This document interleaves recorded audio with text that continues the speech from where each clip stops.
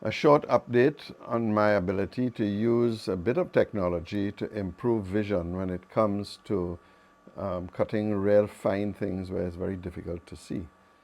In video 110 and 111, I showed you what I was doing at the time, but I've since made some additional purchases, some good and some not so good. So let me quickly take you through those things. The first purchase I've made is this Makosa, or Makose. It's a 1080p in terms of quality, and it's a 2.8 to 12 millimeter fixed lens, and that allows me to put it as high as I want and gives me a lot of working space when I'm working on pieces. You'll remember when I had the cameras, they actually ended up, because of the stands, way down on the work, and so it was very difficult to put your hands in here when the phone was in place, and the same thing was with the iPad. So this gives me a little working distance between the piece and itself, and still hooks up to the monitor. So it's a relatively easy hookup. It has a power supply, and it takes an HDMI cord.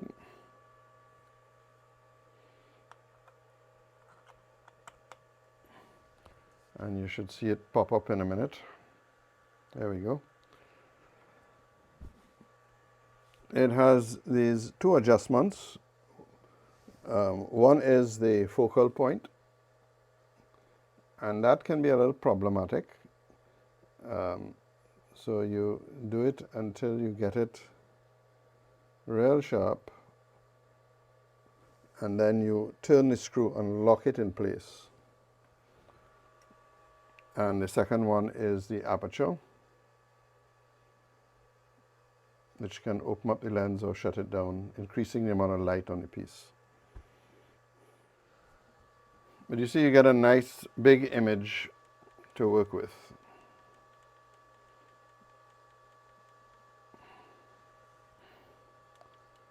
And you can back down.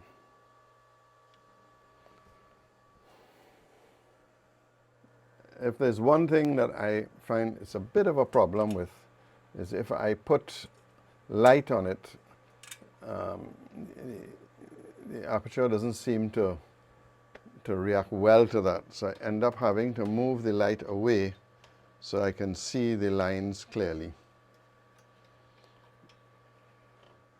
Now, the beauty of it is this is a microphone stand. So it's really simple, and I made up a little gizmo that allows me to mount it on,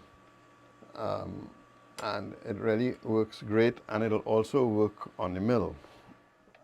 I can move this in and put it really very close to the work. So again, I'm getting a good image from the camera, but it's not interfering with me operating the mill. The camera uses a Type-C lens, and when I looked on Amazon, I realized you can actually buy a whole bunch of different lenses. I'm not sure if the camera that I bought is actually the best camera for the work I'm doing, and also I'm not sure if the lens I bought is perhaps the best lens. So I will reach out to Makosa and see if there's some improvement that can be made, because I do feel, or I had hoped, that the image would have been a bit sharper than it is, and that I could put more light on it and again get a better quality image. Now, there are a few other toys I got. I got this new holder of my phone from Amazon, and it again just slips straight in, and you tighten this up, and that makes it very easy to use this piece. And of course, I'd showed you this before, these legs go all over, and so you can fit it to all sorts of strange places. So if you're doing some close-up photography on your model using your phone, again, it gives you a lot of flexibility to move stuff around the workbench. And then I went down to B&H, and they had this nice stand. So again, it's not expensive. I think it was $130. It holds the iPad. It comes off very easily, So this mount can clip onto anything, clip onto that post there. And it has on the top a series of different end fittings. So I can actually take this iPad stand and put it on this. This is a standard part that comes with it. And again, it'll fit an iPhone, and it just clamps in very tightly. And again, you can use this if you were filming something again on the model. So it's a different type of stand.